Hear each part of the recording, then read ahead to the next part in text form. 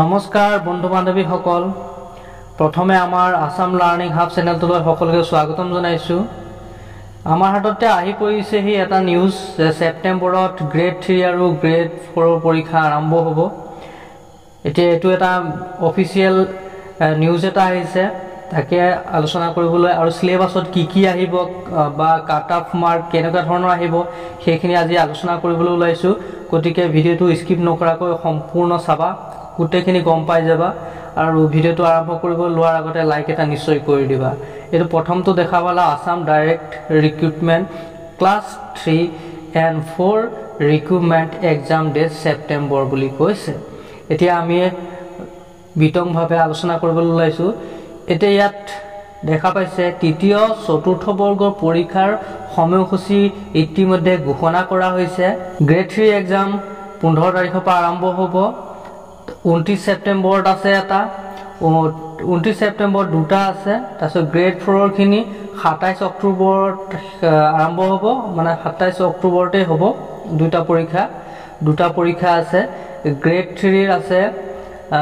এটা দুটা তিনটা পৰীক্ষা গ্ৰেড 3 আছে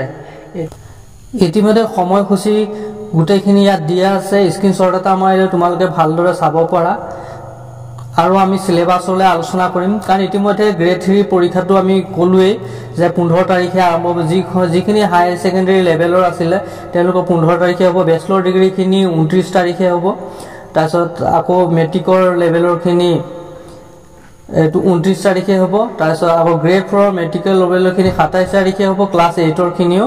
27 তাৰিখে হ'ব এতিয়া আমি সিলেবাছলৈ যাওঁ সিলেবাছত কি দিয়া আছে এডিআৰই গ্ৰেড 4 সিলেবাছত কি আছে সেইখিনি আমি আলোচনা কৰিম name of exam ADRE class 4 এক্সামত 4 exam হ'ব 2 ঘণ্টা 30 মিনিটৰ বাবে এত সুন্দৰভাৱে দি দিছে মাল্টিপল চয়েস কোৱেশ্চন মক টেষ্ট গুটেখিনি মানে টিকচিনে দিব লাগিব আৰু কোৱেশ্চন 135 টা আৰু ফুল মাৰ্কো 135 এ হ'ব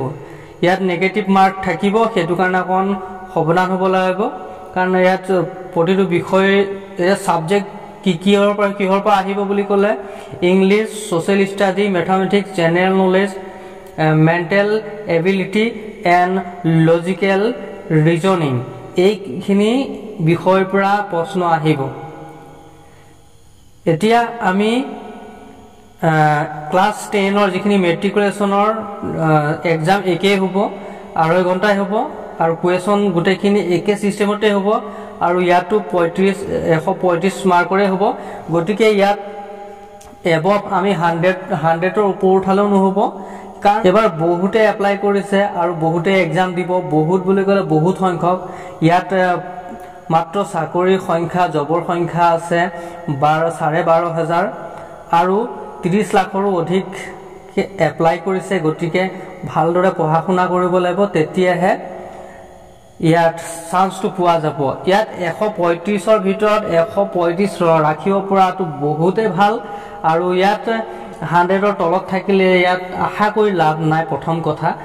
আশা একেবাৰে কৰিব নোৱাৰি গতিকে অকমান সাৱধান হ'ব লাগিব আৰু যিমান পাৰে ভালদৰে পঢ়া-শুনা কৰিব লাগিব মই অলৰেডি বহুত প্ৰশ্ন দি থৈছো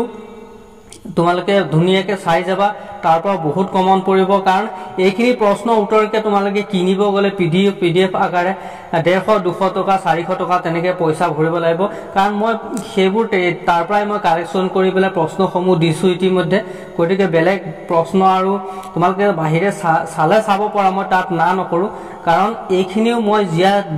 দিয়াখিনিও তোমালোকে ভালদৰে মন দি ৰাখিবা কাৰণ জানি থলে নিজৰে ভাল আৰু পিডিএফ তোমালোকে কিনিব বিচাৰিলে কিনিব পাৰা তাতো মই মানা নকৰো কাৰণ যিমান নলেজ লবা নিজৰ কাৰণে সিমানেই ভাল ম্যাথছত লব লাগিব জেনাৰেল নলেজ লব লাগিব সোশ্যাল ষ্টাডি ইংলিশৰ গ্ৰামাৰ লাগিবই সেইখিনি মন দি ভালকে এটা সাবজেক্ট ক্লিয়াৰ কৰি যোৱা আৰু আমি আগবাঢ়িছো তাৰ নেক্সটত আহি গল হাই সেকেন্ডাৰী লেভেলৰ আকৌ 3 ঘণ্টা হ'ব এক্সাম 180 মিনিট মাল্টিপল চয়েসৰ কোৱেশ্চন একে সিস্টেমৰে কোৱেশ্চন হ'ব কিন্তু ইয়াত হ'ব 150 টা প্ৰশ্ন থাকিব 150 মাৰ্কৰ থাকিব ইয়াত কোৰবা কিমান আহিব ইয়াত দি দিছে সোশ্যাল ষ্টাডিজ সোশ্যাল সায়েন্সৰ পৰা 30 নম্বৰ জেনাৰেল নলেজৰ 30 number logical reason and quantitative aptitude 20 number 4 number general mathematics class 10 35 number আহিব জেনাৰেল ইংলিশত আহিব 35 নম্বৰ নেক্সট টু হাই মেট্ৰিকৰ লেভেলৰ ড্ৰাইভাৰৰ হয়তো ইয়াতো 3 ঘণ্টা সময় দিয়া আছে এক্সাম সময় মাল্টিপল চয়েসত কোৱেশ্যন একে 150 থাকিব ইয়াৰো গুটেখিনিকে সবতে নেগেটিভ মাৰ্ক থাকিব হেতু মনত ৰাখিলে হল ভুলটো কেতিয়াও লিখিব নালাগে বা তাক টিক চিন দিব নালাগে আৰু পৰাপক্ষত গুটেখিনি কৰিবলৈ আমি চেষ্টা কৰিব লাগিব তাৰ পিছত আহিলে আমাৰ ব্যাচেলৰ ডিগ্ৰী এক্সামৰ কাৰণে 3 ঘণ্টা থাকিব আৰু ইয়াত কোৱেশ্যন 150 থাকিব ফুল মাৰ্ক 175 থাকিব ইয়াত অকমান বেছিকে দিছে মাৰ্কটো সম্ভৱ ইয়াত বেছিকে অকন লিখিবও লাগিব পাৰে মক টেষ্ট বুলিয়ে কৈছে ইয়াত কোৱেশ্যনটো হাৰ্ড হ'ব হেতু কাৰণে কিছুমানৰ হয়তো নম্বৰ বেছিকে থাকিব পাৰে ইয়াত 175 কৈছে কাৰণ 150 টাৰ প্ৰশ্নৰ ভিতৰত 175 অলৰেডি 25 টা মানে 25 নম্বৰ বেছিকে দিয়া আছে কবাত হয়তো 2 নম্বৰকে থাকিব পাৰে গতিকে অকমান আমি ভালদৰে চোৱাচিতা কৰিব লাগিব ইয়াতো 1 number social science social study 30 number general knowledge 35 number logical এইখিনি 30 নম্বৰ তেনেকে ধৰণৰ দিয়া আছে ইয়াতো কিমান নম্বৰ আহিব জেনাৰেল ম্যাথছত এত কম আহিব 10 নম্বৰ আহিব ক্লাস 10 ৰ ইংলিশত 25 আহিব এইখিনি তোমালকে গম পালা আৰু ইতিমধ্যে নোটিস পোৱা মতে 2 তাৰিখে এডমিট পোৱা যাব 2 তাৰিখৰ পৰা এডমিট আৰম্ভ হ'ব গতিকে এডমিটৰ লিংকটো অতি সোনকালে প্ৰভাইড কৰা হ'ব মই হেতু এটা সৰু ভিডিও বনাই মই মোৰ চেনেলত দি দিম তোমালকে গৈ এডমিটটো সহজে ডাউনলোড কৰিব পাৰিবা আৰু যদি কিছুমানে এডমিট পাহৰি যায় কেনেদৰে কৰিব সেই বিষয়ে সৰুকে ভিডিও এটা মই বনাবলৈ চেষ্টা কৰিম এতিয়া গুটেখিনি তোমালকে পালা এটা প্ৰথম আমাৰ এক্সামটো হ'ব 15/9/2024 আছে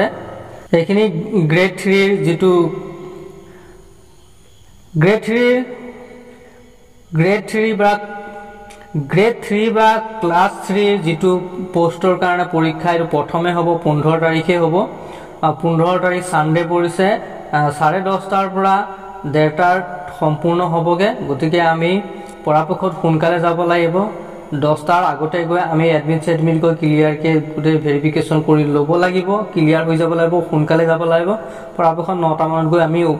হলত গৈ উপস্থিত হ'ব লাগিব তেতিয়া আমাৰ গুটেখিনি কৰি লব লাগিব এটো প্ৰথম লেভেল তাৰ পিছৰখিনি পাইছাই গম আৰু এডমিটটো 2 তাৰিখৰ পৰা প্ৰভাইড কৰা হ'ব গতিকে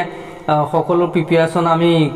কৰি যাব লাগিব ভালদৰে গতিকে বেছি পলম নকৰো তোমালকে ভালদৰে পঢ়া-শুনা কৰিবা আৰু এক্সাম ভালদৰে লিখিবা আৰু ভিডিও বহুত দিয়া আছে ভিডিওখিনি চাই যাবা মনত ৰাখি যাবা আৰু পৰীক্ষা ভালদৰে লিখিবা আশা কৰিছো ভিডিওটো নিশ্চয় তোমালকে ভাল পাইছা গতিকে লাইক আৰু কমেন্ট কৰিবলৈ নাপাহৰিবা এতিয়া যদি সাবস্ক্ৰাইব কৰিব বাকি আছে সাবস্ক্ৰাইবটো কৰি দিবা জয় আই অসম ধন্যবাদ